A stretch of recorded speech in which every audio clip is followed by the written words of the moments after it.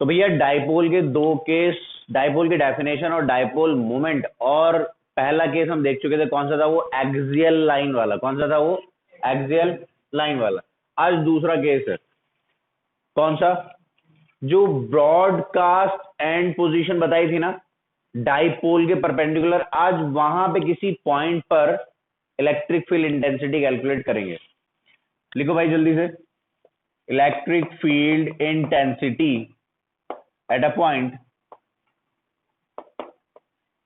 On equatorial line.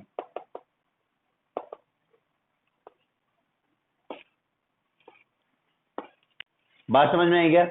बहुत आसान, बहुत आसान, बहुत ज्यादा आसान।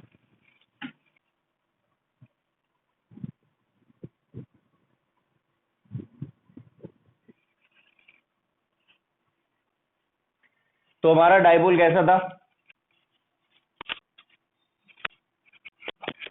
एक,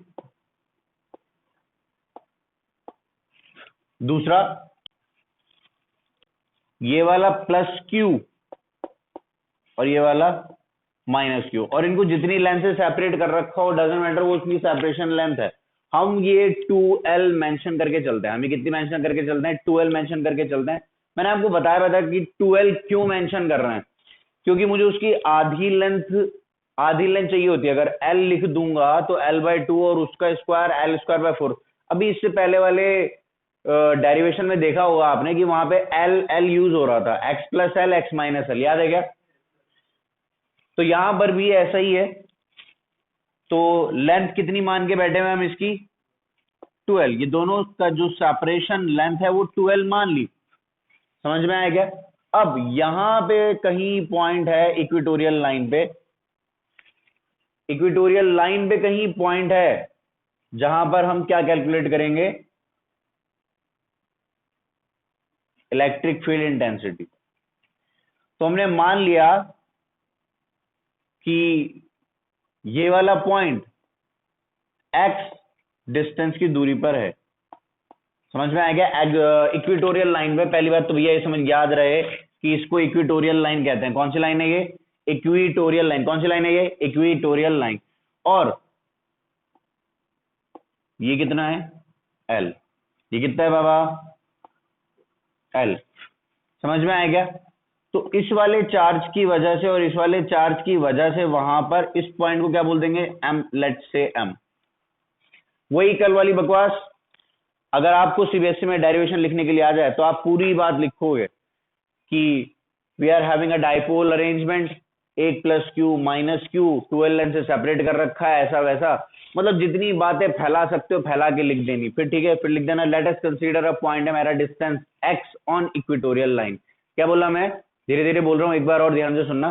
सबसे पहले तो डाइपोल अरेंजमेंट को एक्सप्लेन कर दो कि arrangement of dipole, arrangement of two equal and opposite charges with separation length 2L। तो ये डाइपोल अरेंजमेंट हो गया। उसके बाद आपने क्या बता दिया कि let us consider a point M at a distance x on equatorial line. अब ठीक है, इतनी बात हमने इससे पहले वाले डेरिवेशन में भी लिखी थी। आगे की बात देखो, electric field at point M कितने चार्जेस की वजह से होगी, एक पॉजिटिव चार्ज की वजह से होगी और एक नेगेटिव चार्ज की वजह से होगी। बात समझ आ गई क्या? एक पॉजिटिव चार्ज की वजह से होगी और एक नेगेटिव चार्ज की वजह से। तो मैं यहाँ पे लिख रहा हूँ EM, जैसे पहले वाले में लिखा था EM। तो ये क्या है, electric field intensity at point M due to positive charge.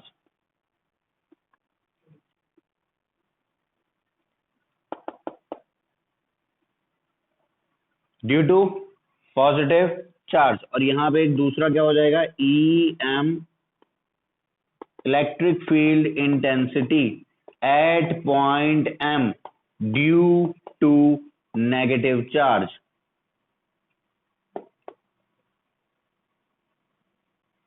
लिख लिया क्या, ड्यू टू नेगेटिव चार्ज। बहुत बेसिक बेसिक सी बातें, बहुत बेसिक बातें। समझने वाली बात अगर अभी कुछ है तो इनकी डायरेक्शन ध्यान से देखो कि जो ये पॉजिटिव चार्ज है इसकी वजह से जो इलेक्ट्रिक फील्ड होगी वो कहाँ होगी,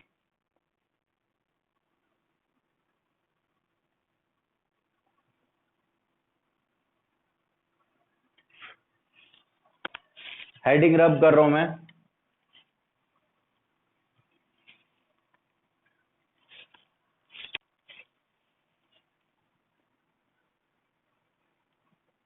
एक तो आ गई ये, और अवे ही रहेगी, ये समझ में आ गया, ये अवे ही रहेगी पॉजिटिव चार्ज से दूर।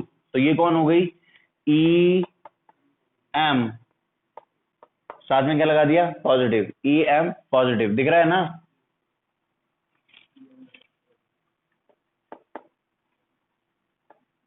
ई एम पॉजिटिव की वजह से, बात समझ में आ गई क्या। अगर नेगेटिव की वजह से देखने लगो तो क्या होगा, इस पॉइंट पर इंडिविजुअली माइनस क्यू का जो इफेक्ट होगा वो कुछ ऐसे होगा, क्योंकि नेगेटिव चार्ज की वजह से जो इलेक्ट्रिक फील्ड आती है वो नेगेटिव चार्ज की तरफ ही होती है। बात समझ में आ गई क्या, पॉजिटिव चार्ज से इमर्ज होती हुई नेगेटिव चार्ज में सिंक होती हुई। उम्मीद है समझ में आ रहा होगा, बात समझ में आ गई क्या। देखिए सर, तो ये जो एरो बनाया ये कौन है, ये कौन है बाबा, E M minus electric field intensity at point M due to negative charge, electric field intensity at point M due to positive charge. बात समझ में आ गई क्या। अब ध्यान से सुनना, एक पॉइंट पर दो इलेक्ट्रिक फील्ड वेक्टर्स हैं, उनको सॉल्व करना है, सिंपल डेरिवेशन खत्म हो गया। ध्यान से देखो इसको कैसे कर सकते हैं।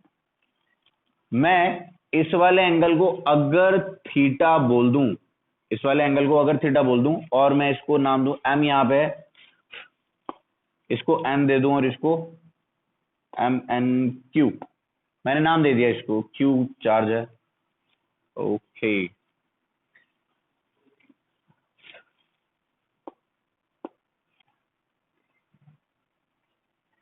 कोई दिक्कत नहीं है, सब ठीक है, एम ए बी, और इस वाले बीच वाले पॉइंट को हम क्या बोल देते हैं, सी, ठीक है। तो मैं आपको कंसीडर करने के लिए बोल रहा हूं triangle M A C, triangle M A C, बात समझ में आ गई क्या, दिख रहा है। तो यहां पे अगर ये एंगल थीटा है तो ये वाला एंगल भी क्या हो जाएगा, थीटा, ये वाला एंगल भी क्या हो जाएगा, थीटा, ठीक है भाई। तो ई एम पॉजिटिव का इधर कंपोनेंट क्या आ जाएगा, ई एम पॉजिटिव, और ये क्या आ जाएगा, कॉस थीटा, और एक कंपोनेंट इधर ये क्या आ जाएगा, E M positive sine theta के साथ आएगा, ये वाला किसके साथ आएगा, थीटा के साथ वाला कॉस के साथ, उसके परपेंडिकुलर वाला साइन के साथ। इसी तरह अगर आप देखो कि इधर भी एंगल थीटा है, समझ में आया, ट्राइंगल एम ए सी को कंसीडर करने के लिए बोला था मैंने आपको, एम ए सी। तो ये वाले ट्राइंगल अगर आप कंसीडर करोगे तो आपको कुछ ऐसा दिख जाएगा, ये एक्स है, ये एल है, और ये क्या है, under root X square plus L square, under root X square plus L square. बात समझ में आ गई क्या, under root X square plus L square, L L X दिख रहा होगा, और ये वाला एंगल मैंने थीटा मार्क कर रखा है, समझ में आया क्या। इसी तरह दूसरा भी एक ट्राइंगल है, triangle M B C, M B C. तो ये दो ट्राइंगल है, तो ये वाला एंगल भी थीटा है। अगर ये वाला एंगल थीटा है, क्या ये वाला एंगल भी थीटा होगा, ध्यान से देख, ध्यान से देख, ध्यान से देख यार। और ई एम नेगेटिव के भी क्या दो कंपोनेंट हो जाएंगे, समझ में आया क्या। इधर ऊपर क्या है हुआ था, E M positive cos theta, एक नेगेटिव का भी आ गया, कौन है वो, E M negative cos theta, और इसका E M negative cos theta एक कंपोनेंट आएगा इधर। यहां पे भीड़ ना हो जाए तो मैं यहां पे लिख रहा हूं इसको, E M negative sine theta, ये वाला कंपोनेंट है ये वाला, समझ में आएगा भाई, पक्की हो गई बात, ध्यान से देख ले।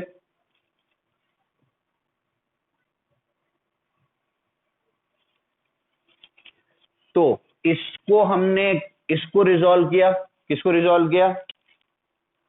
देख भाई, एक तो रिजॉल्व किया इसको, ये वाला जो वेक्टर है इसको रिजॉल्व कर दिया इधर, E M positive cos theta इधर आ गया और E M positive sine theta उधर चला गया।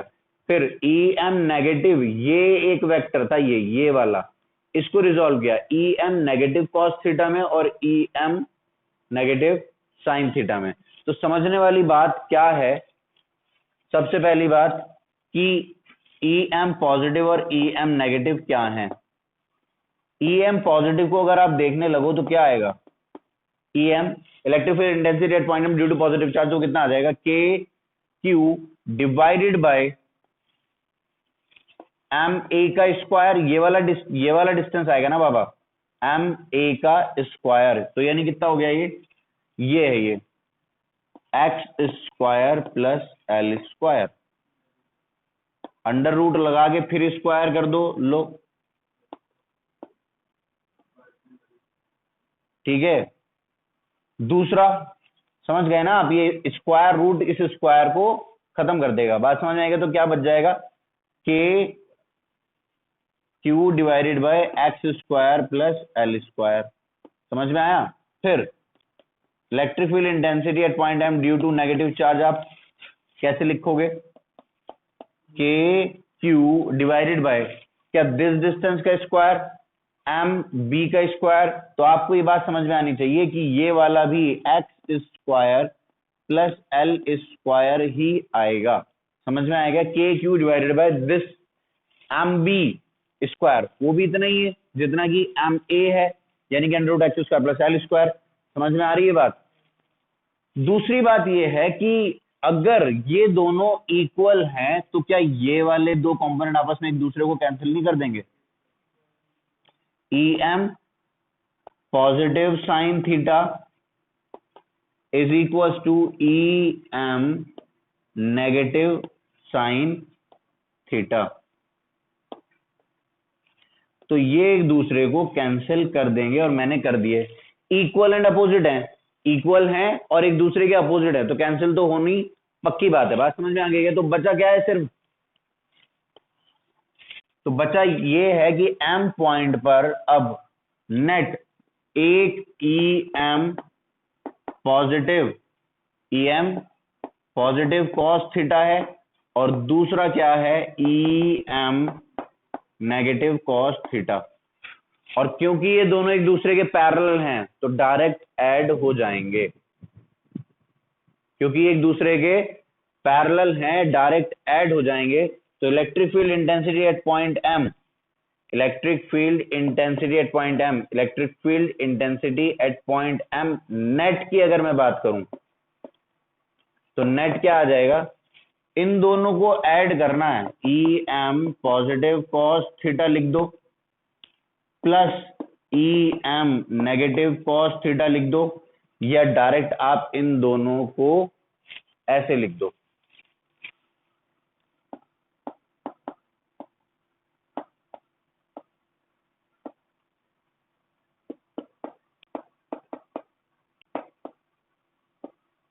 समझ में आया क्या, समझ में आया। या तो ई एम पॉजिटिव का, या तो इसको ट्वाइस करके लिख दो या तो इसको ट्वाइस करके लिख दो, क्यों, क्योंकि दोनों इक्वल हैं।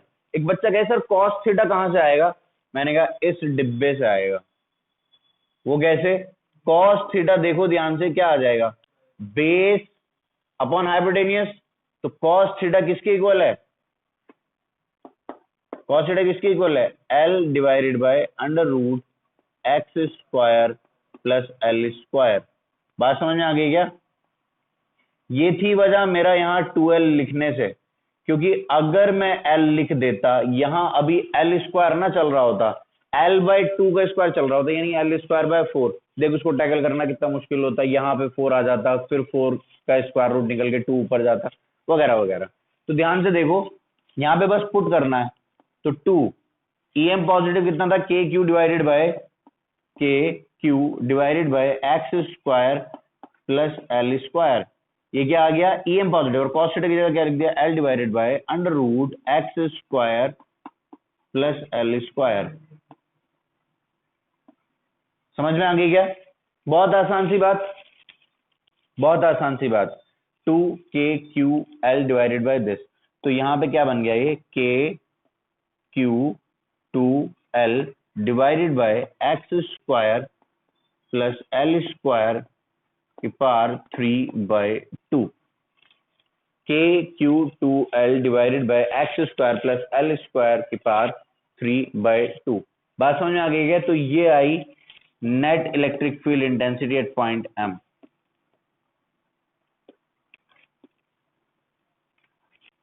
Net electric field intensity at point M।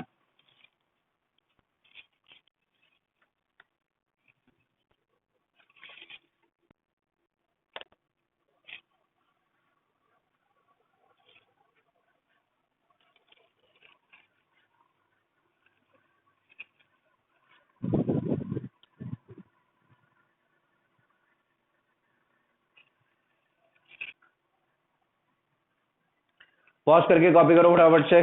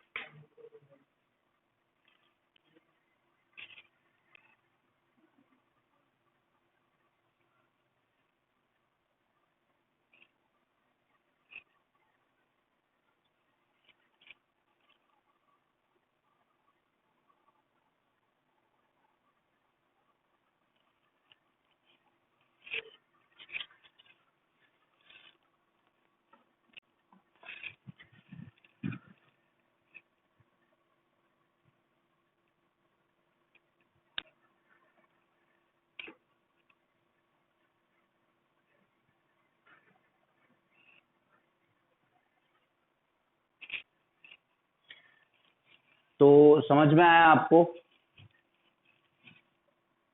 Pause करके कॉपी कर लो,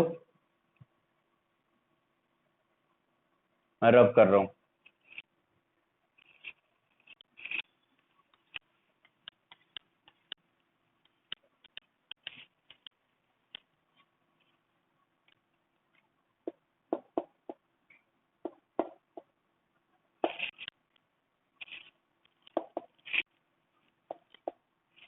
अगर किसी बच्चे की नजर थोड़ी सी भी पैनी है, थोड़ी सी भी, तो वो पहचान जाएगा कि Q इंटू ट्वेल्व क्या है। Q इंटू ट्वेल्व क्या है? बोलो, Q इंटू ट्वेल्व क्या है? P electric dipole moment. क्या है? Electric dipole moment. तो मैं Q इंटू ट्वेल्व की जगह यहां पे क्या लिख सकता हूं? P लिख सकता हूं।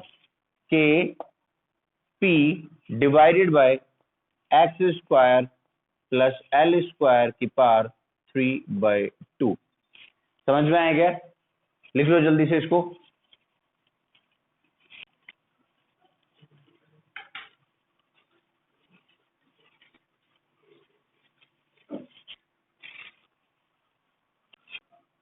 देखो, इसी के अंदर एक अप्रोक्सीमेशन वाला केस आएगा। इसी के अंदर एक अप्रोक्सीमेशन वाला केस आएगा, बहुत ध्यान से सुनो। वो अप्रोक्सीमेशन क्या कहेगा कि अगर x बहुत बड़ा रहा इन कंपैरिजन टू L, अगर x बहुत बड़ा है इन कंपैरिजन टू L, तो क्या मैं एक्स स्क्वायर के कंपैरिजन एल स्क्वायर को नेग्लेक्ट कर दूं? तो X square plus L square approximated will be approximated to X square.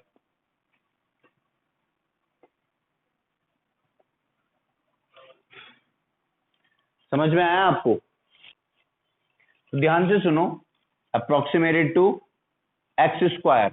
ध्यान से सुनना मेरी बात, जो ये वाला फॉर्मूला है क्या बन जाएगा? ये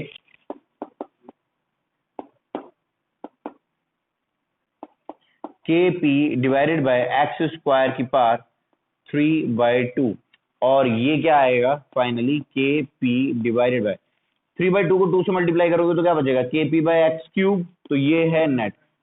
आपका दिल चाहेगा कि मैं इसी को याद कर लूं, के पी बाय एक्स क्यूब, लेकिन नहीं, ऐसी गलती नहीं करना। सीबीएसई फिर वही काम करेगा आपसे, वो वाला सवाल पूछेगा जहां पे अप्रोक्सीमेशन अप्लाई नहीं हो रहा होगा और आप यही फॉर्मूला लगा के आओगे, कैंसिल, खत्म। समझ में आएगा, सब कट कुट। तो ये वाला फॉर्मूला याद रखना है। बात समझ में आ गई क्या? ये वाला फॉर्मूला याद रखना है, नोट करके 3 बातें लिखनी है फटाफट से। सबसे पहली बात क्या है? सबसे पहली बात क्या है? इसकी डायरेक्शन कहां होगी? इसकी डायरेक्शन कहां होगी? ध्यान से सुनो, इसको मैं कैसे डिफाइन कर सकता हूं? इलेक्ट्रिक डाइपोल मोमेंट, यहां एम पॉइंट पे जो डायरेक्शन है, क्या वो इधर आ रही है नेट? ध्यान से सुनना, इलेक्ट्रिक डाइपोल की इक्वेटोरियल लाइन पे किसी पॉइंट पर जो इलेक्ट्रिक फील्ड इंटेंसिटी आ रही है वो इधर की तरफ आ रही है। जबकि ऐसा अरेंजमेंट है, अगर मैं डाइपोल पलट के रख दूं तो क्या ये उधर चली जाएगी? अरे हाँ ना बोलो भाई। अगर मैं माइनस इधर रख दूं और प्लस इधर रख दूं तो क्या ये 2em पॉजिटिव कॉस थीटा क्या उधर चली जाएगी? समझ में आया क्या? तो ध्यान से सुनो क्या हो रहा है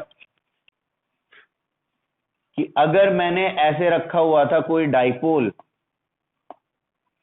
तो इक्वेटोरियल लाइन पर इलेक्ट्रिक फील्ड इंटेंसिटी नेट कहां आ रही थी? उधर। समझ में आया क्या? और अगर मैं इसको ऐसे करके रख दूं तो इधर आ जाएगी। तो इतनी सी बात समझो कि इलेक्ट्रिक डाइपोल मूवमेंट इधर की तरफ है, नेगेटिव टू पॉजिटिव। ये इलेक्ट्रिक डाइपोल मूवमेंट है, पी वेक्टर।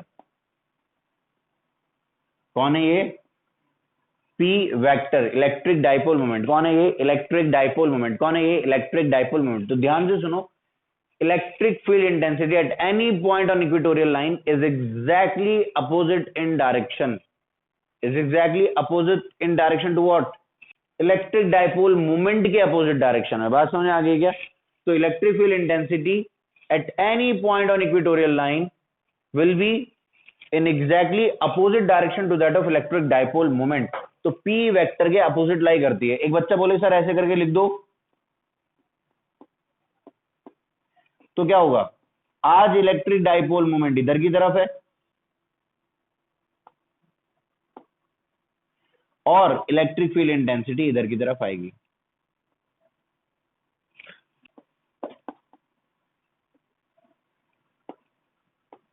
समझ में आएगा? इस पॉइंट एम पर इलेक्ट्रिक फील्ड इंटेंसिटी यहां, तो electric field intensity at point M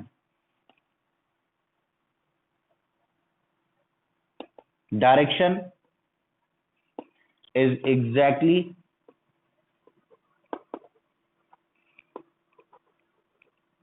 opposite to that of P vector.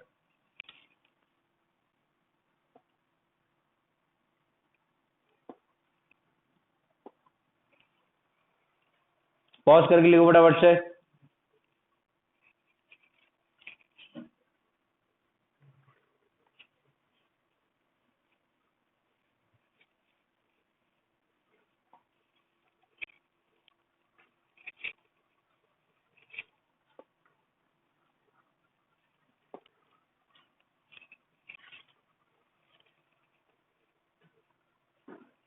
Note का दूसरा पॉइंट,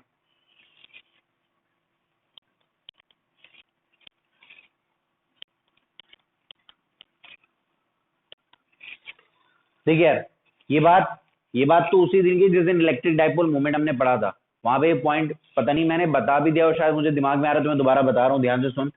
नोट का एक नोट का तो ये वाला पॉइंट था यार, ये ठीक है। अभी नोट का पहला पॉइंट ही लिख ले यहाँ पर, चल वो वाली बात उसी के साथ खत्म हो गई, मैग्नीट्यूड आगे डायरेक्शन आगे। पहला पॉइंट ये है कि unit of electric dipole moment क्या होती है? Unit of electric dipole moment, unit of P vector, unit of P vector electric dipole moment. Formula क्या होता है? जल्दी से बोल। Q into two L, Q into two L. तो यूनिट क्या हो जाएगी? चार्ज के लिए क्या आ जाएगा? Coulomb, COL, CO coulomb. समझ में आएगा? चल इसके लिए क्या है? कुलम है, कैपिटल C और लेंथ है तो उसके लिए क्या आएगी? मीटर। तो कुलम मीटर, यूनिट क्या होगा इसकी? Coulomb metre, coulomb metre, coulomb metre, coulomb metre. क्या होगा इसकी यूनिट? Coulomb metre. जल्दी बोलो क्या हो गई? Coulomb metre. शाबाश। दूसरा पॉइंट कि यार एक्सियल लाइन पे जब हम बात कर रहे थे, बहुत ध्यान से सुनना, लिखते रहना, समझ में आएगा? जल्दी जल्दी हाथ चलाओ। शाबाश शाबाश शाबाश। इधर देखो, अगर माइनस चार्ज ऐसे है और पॉजिटिव चार्ज ऐसे है तो इस एक्सियल लाइन पे, इसको क्या बोलते रहे, एक्सियल लाइन। सर मैं तो भूल गया कि इसको एक्सियल लाइन कहते हैं, मैं तो भूल गया, कुछ नहीं हो सकता, बादाम था। इधर देख, तो यहां पर जो इलेक्ट्रिक फील्ड इंटेंसिटी आती है वो ऐसे आती है, समझ में आएगा। सर अगर मैं पलट के रख दूं, पलट के रख दे यार, क्या दिक्कत है।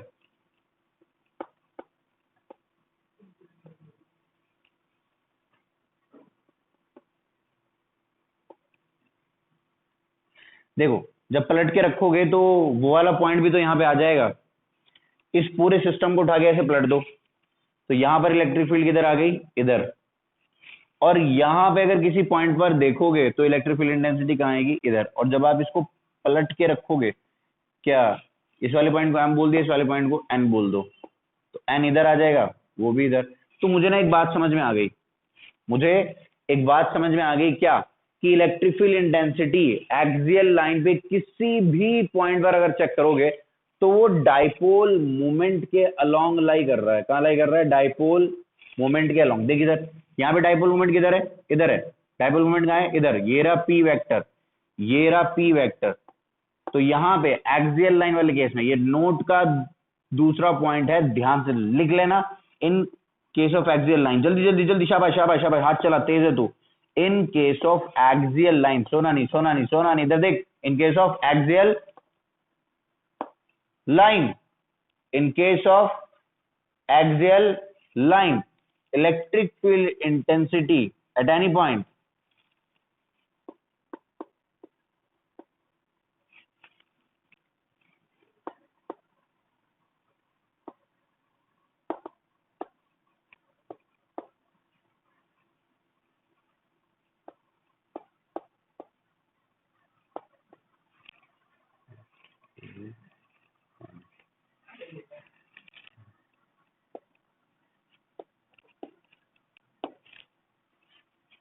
at any point is along the direction of p vector, या कह दूं इज along p vector, तब भी बात काफी है।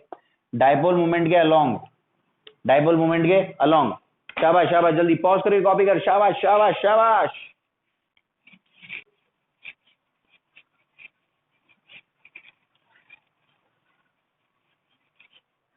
और बात सुन, तो 2 पॉइंट तो लिख चुका, 1 2।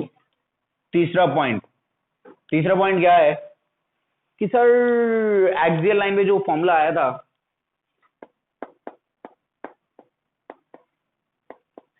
अगर एम पॉइंट एक्सियल लाइन पे लाई करता हो, सोना नहीं है, जल्दी लिखो। ये सही है अपना वीडियो वाला हिसाब, ऐसे करके देखो, कैसे भी देखो है, लिखो फटाफट। एक्सियल लाइन, तो एक्सियल लाइन के केस में क्या आया था फॉर्मूला अपने पास, 2kp/x3। क्या आया था रे, 2kp/x3। हाँ, अप्रोक्सीमेटेड फॉर्मूला एक्सियल लाइन पे दूर में, अप्रोक्सीमेटेड फॉर्मूला किसी पॉइंट पर जो कि एक्सियल लाइन पे दूर है, तो क्या आया था, 2kp/x3। और अगर मैं इक्विटोरियल लाइन पर बात कर लूं, कहां पर बात कर लूं, इक्विटोरियल लाइन पर बात कर लूं, तो कितना आया, kb/x3, kb/x3। ओहो, तो तुझे तो एक बात समझ में आना नहीं चाहिए कि अगर x डिस्टेंस पर, ध्यान से सुन ले भाई बात को,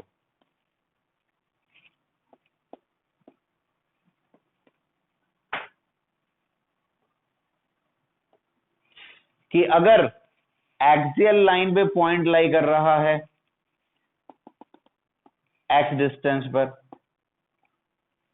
और एक बार x डिस्टेंस पर यहां लाई कर रहा है, तो यहां पर जो इलेक्ट्रिक फील्ड आएगी वो एक्सियल वाले केस से डिफाइन हो रही है, और यहां पर जो आएगी वो इस वाले केस से। दोनों x डिस्टेंस दूर हैं, तो समझने वाली बात यह है कि E एट एक्सियल,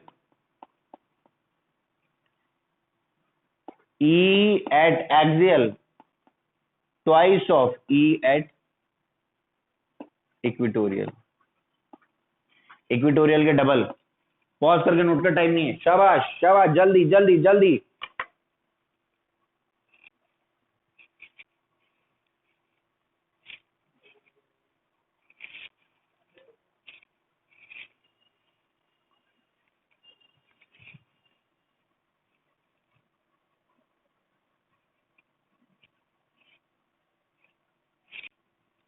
चलो, एक्सियल हो गया, इक्वेटोरियल हो गया, अभी एट एनी पॉइंट वाला डिस्कशन रह रहा है। कौन सा डिस्कशन रह रहा है? एट एनी पॉइंट, मतलब पॉइंट एक्सियल पे ना हो, इक्वेटोरियल पे ना हो, कहीं भी हो जाए, उस वाले केस को सॉल्व करना है। आ जाओ जल्दी से।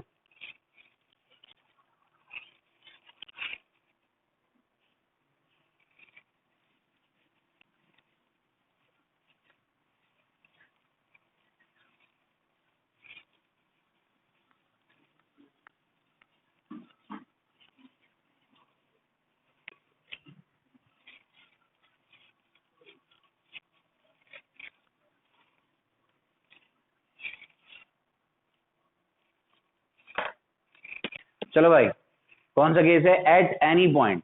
देखो जल्दी से, electric field intensity at any point in case of electric dipole, कहीं पे भी हो जाए पॉइंट।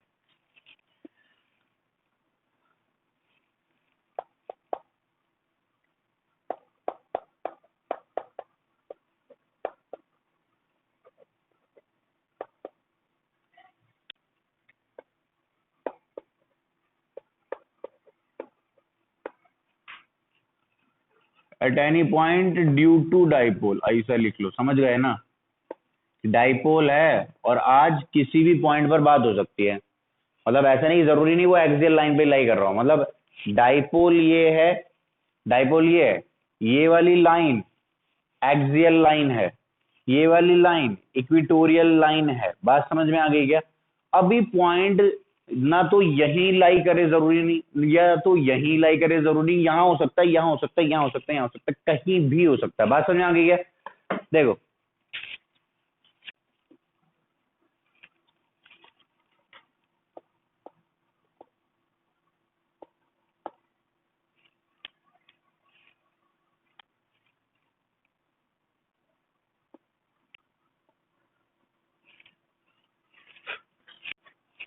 देखो भाई, पॉइंट है कहीं यहां पर,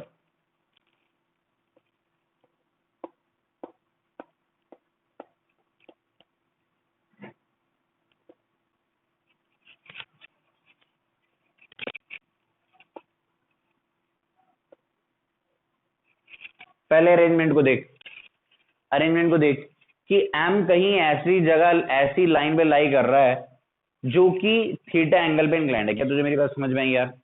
बहुत शानदार। आगे की बात सुन, मुझे एक बात बता, इलेक्ट्रिक डाइपोल मोमेंट कैसी क्वांटिटी है? तो बोले वेक्टर।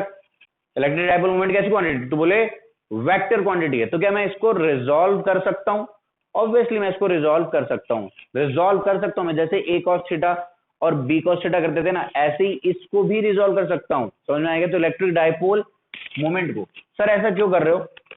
क्योंकि हमारी जिंदगी थोड़ी सी आसान हो जाएगी, हमारी जिंदगी थोड़ी सी आसान हो जाएगी अगर हमने डाइपोल को ही रिजॉल्व कर लिया। डाइपोल मोमेंट किधर होता था? ऐसे होता था, ऐसे, negative to positive, P vector. मैंने कहा यार इसको रिजॉल्व कर ले, तो जब ये इधर जाएगा तो क्या ये पी कॉस थीटा बन जाएगा? देख ध्यान से देख, नजर हटी? हाँ भाई, ठीक है। तो ये जब इधर रिजॉल्व होके आया तो ऐसा दिख रहा होगा, पी का इधर क्या आएगा? P cos theta. अगर नजर से नहीं दिख रहा है, थोड़ी बहुत कमजोर है तेरी नजर, हाँ बहुत वीडियो देख रहा है तू आजकल, सही है।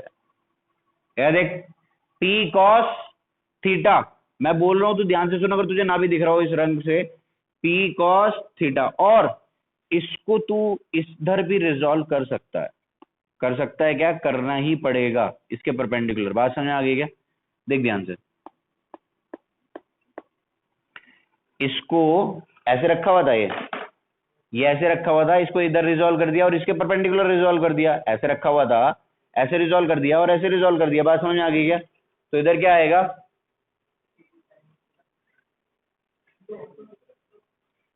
पी, यहां पर पॉजिटिव चार्ज और ये आएगा नेगेटिव चार्ज, तो ये क्या आएगा? पी, पी, आ, P sine theta. P cos theta P sine theta, P cos theta P sine theta. तो ये सर मैंने कहा हाँ कि सर ये तो दो केस बन गए। मैंने कहा कौन से दो केस, ध्यान से सुनो। यार देखो कि भाई पहला तो ये वाला केस है कि पी कॉस थीटा के लिए ये एक्सियल वाला केस बन गया। पी कॉस थीटा के लिए कौन सा केस बन गया ये?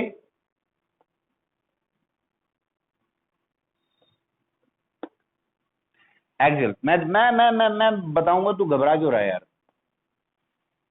यहां पे दो केस बन जाएंगे, एक एक्सियल वाला और एक इक्वेटोरियल वाला। देखो भाई, चलो भाई शाबाश।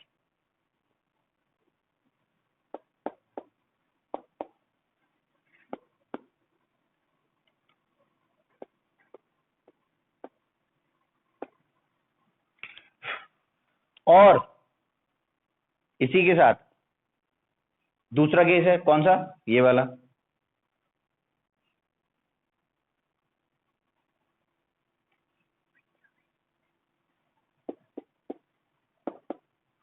और इसका ये कौन सा केस हो जाएगा? इक्वेटोरियल वाला। सब कुछ सही लग रहा है ना?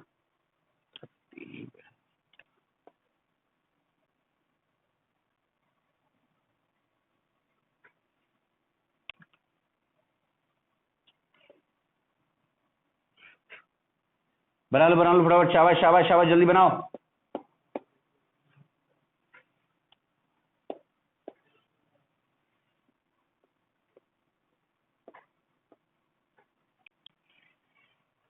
ठीक है, तो ये वाला पी कॉस थीटा वाला केस है और ये पी साइन थीटा वाला केस है। तो ध्यान से सुन भाई, P sine theta P cos theta, और यहां से ये वाला जो डिस्टेंस है मैं इसको एक्स, ये वाला डिस्टेंस कितना है?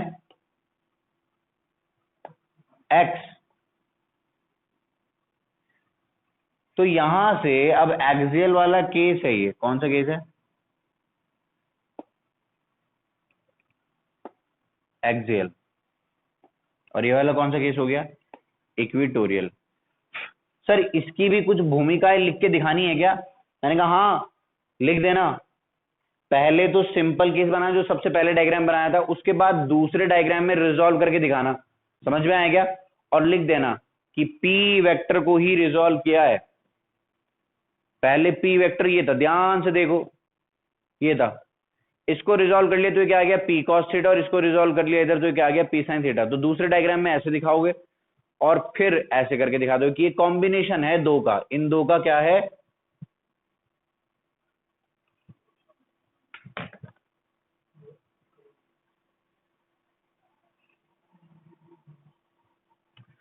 कॉम्बिनेशन है।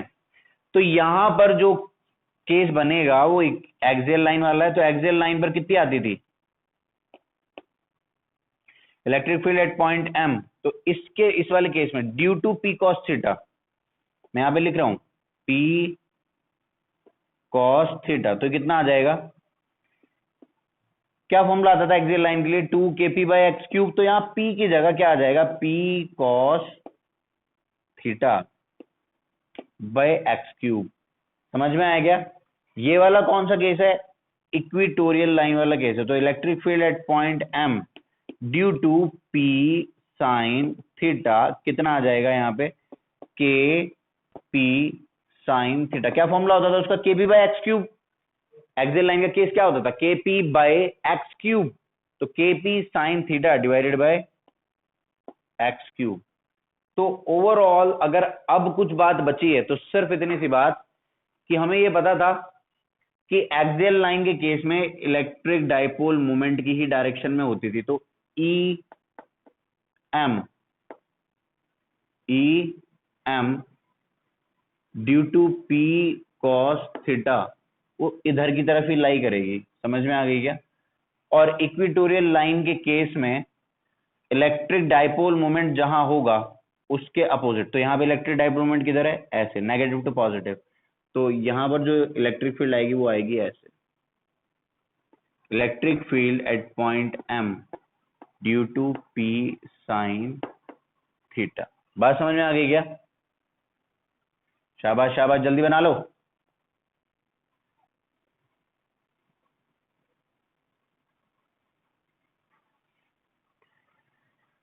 समझ में आ गई क्या बात? पॉज करके जल्दी तीनों डायग्राम बनाओ, मैं रब कर रहा हूं।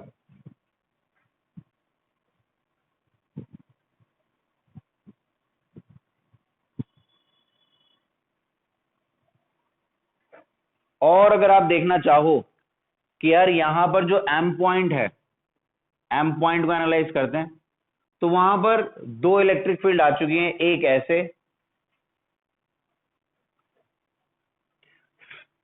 और एक ऐसे। तो इसको मैंने कह दिया ई एम, इसको मैं कह रहा हूं बाबा EM1। आप लिख लेना, लेट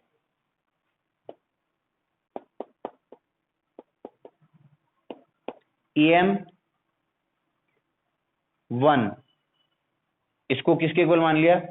EM1 के। और इसको किसके इक्वल मान लिया? Let equals to EM2। और उसके बाद यहां पे मेंशन कर देना ये EM1 है और ये कौन हो गई?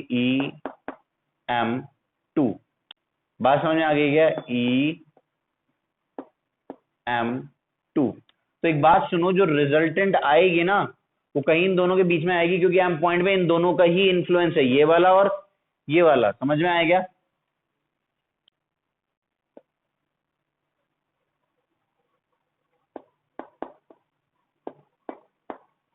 तो जो रिजल्टेंट आएगा, देख अब तू ये मत सोचने लगना ये तो परपेंडिकुलर आ रहा है वैसा वैसा, ठीक है? दिमाग नहीं लगाना तू फालतू, बस इन दोनों के बीच में आएगा और मुझे वो वाला एंगल भी ना फाइंड आउट करना है। तू कहेगा तो परपेंडिकुलर आ गया, हटाओ, ऐसा वैसा नहीं है। यहां पे ये वाला एंगल भी हम फाइंड आउट करेंगे और ये ई नेट फाइंड आउट करना है। समझ में आई क्या बात?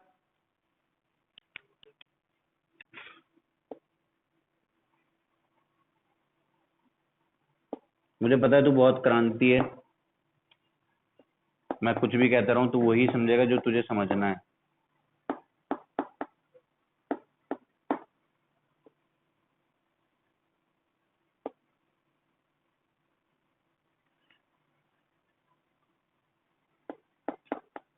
ये आएगा EM नेट और ये आएगा वो एंगल, तो दोनों के बारे में हमें बात करनी है। बात समझ में आ गई क्या? तो EM नेट किसी भी बच्चे को तकलीफ ना हो, देख मैं रब कर रहा हूं ये पीछे वाला,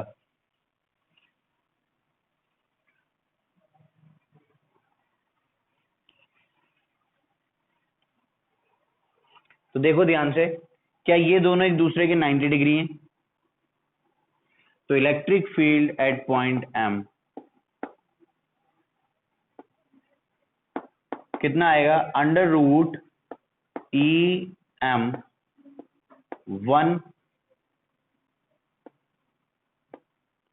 EM1 स्क्वायर प्लस EM। बाबा दो परपेंडिकुलर वेक्टर क्वांटिटीज का सम ऐसे किया जाता है, दो परपेंडिकुलर वेक्टर क्वांटिटीज का सम ऐसे ही किया जाता है। सर आगे क्यों नहीं लिखा 2EM1 EM2 कॉस थीटा? गधे यहाँ इन दोनों के बीच में 90 डिग्री है तो वो जीरो हो जाएगा, इसलिए लिखा नहीं, तो बस डायरेक्ट क्या लिख दिया? EM1 का स्क्वायर प्लस EM2 का स्क्वायर। इनके मैग्नीट्यूड अभी थोड़ी देर पहले यहाँ लिखे थे, अगर तूने अपनी आंखों से देख लिया हो तो। अब अल्फा की बात कर, अल्फा के बारे में अगर तू देख ले ध्यान से, ये EM2 उठा के तू यहाँ पे लिख दे, मार्क कर दे। तो ये ट्राइंगल जैसा नहीं दिख रहा तुझे? एक ट्राइंगल नहीं नजर आ रहा कि एक ऐसे ट्राइंगल बन गया, राइट एंगल सा, राइट एंगल ट्राइंगल। दिखा दिखा दिखा दिखा दिखा, दिख दिख दिख दिख दिखा दिखे, शाबाश शाबाश, हाँ हाँ हाँ, ऐसा एकदम, ऐसा ऐसा और ऐसा। ये EM2 है, ये EM1 है। तो तेरे लिए कोई बड़ी बात है क्या अल्फा लिखना? बाएं हाथ का खेल है तेरे, देख देख देख ध्यान से, tan alpha is equal to EM2 divided by EM1। Sir ये क्या किया? अबे गधे, परपेंडिकुलर अपॉन बेस। क्या किया मैंने? Perpendicular upon base. tan alpha is equal to perpendicular upon base. बात समझ में आ गई है? तो अल्फा क्या आ जाएगा? tan inverse EM 2 divided by EM1। Sir इसको सॉल्व कर दो। मैंने कहा बिल्कुल कर दो, तू पॉज करके इसको कॉपी कर, मैं सॉल्व करता हूं।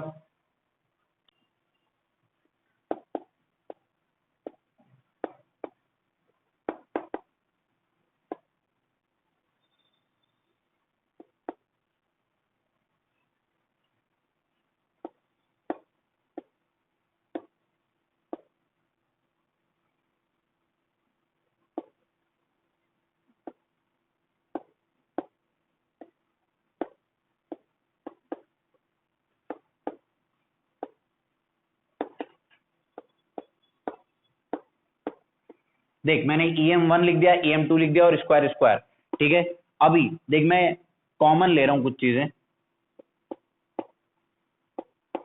KP बाय एक्स क्यूब का स्क्वायर अंडर रूट में ही रखा है अभी तेरी कन्वीनियंस के लिए सिर्फ।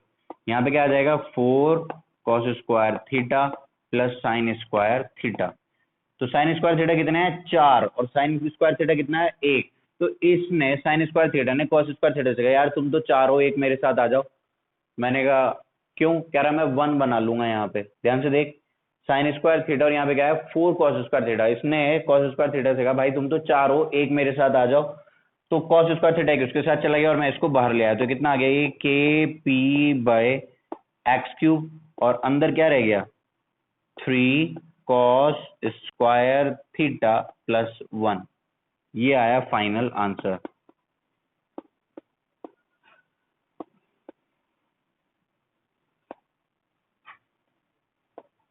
सर बुक में तो बड़े टफ मेथड से कर रखा है, वहां पे कुछ ज्योमेट्री लगा रखी है, ट्राइंगल लगा रखे हैं और फिर उन ट्राइंगल्स को सॉल्व कर रखा है। ऐसा ऐसा बेस्ट है, इजी है, बेस्ट है। उसके लिए भी एक अलग से वीडियो बना दूंगा मैं तुझको, ठीक है, कि वो वाला केस क्या है दिख जाएगा तुझको, ठीक है, समझा दूंगा। फिलहाल डाइपोल के तीनों केस हो चुके हैं, एक्सियल लाइन वाला, इक्वेटोरियल वाला और एट एनी पॉइंट। क्या बोला, एट एनी पॉइंट वाला केस ये है। क्या रिजल्ट आया KP by x cube under root 3 cos square theta plus 1। ये वाली बात हो गई। और अल्फा कैसे निकालते हैं वो भी तुझको दिख गया, समझ में आया क्या। 10 alpha is equal to EM2 by EM1। इसको भी सॉल्व करके दिखाऊं, EM2 पुट कर। EM2 क्या है, EM2 क्या है KP sine theta by x cube और EM1 क्या है 2 KP cos theta by x cube. तो क्या आ जाएगा तेरा sine theta divided by 2 cos theta. घबरा मत, घबरा मत, मैं हूं ना, मैं सॉल्व करके दिखाता हूं। पॉज करके कॉपी कर लिया होगा तूने, तो मैं रब कर रहा हूं।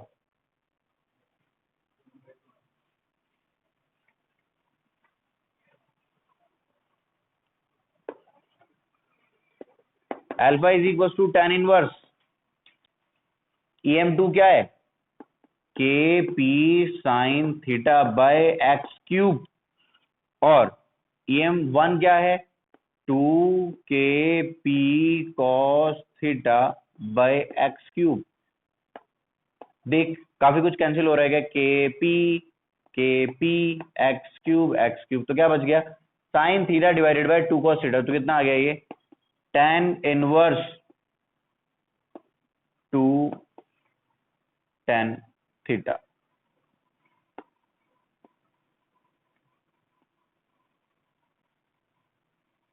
घबराया मत कर, चलता रहा कर, समझ में आया क्या, शाबाश,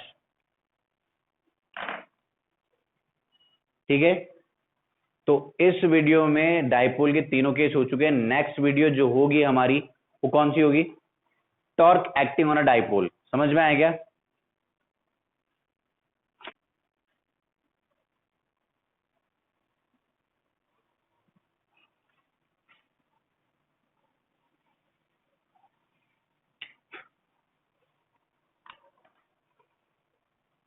यहां पे 1/2 tan थीटा है। क्या है 1/2 tan थीटा।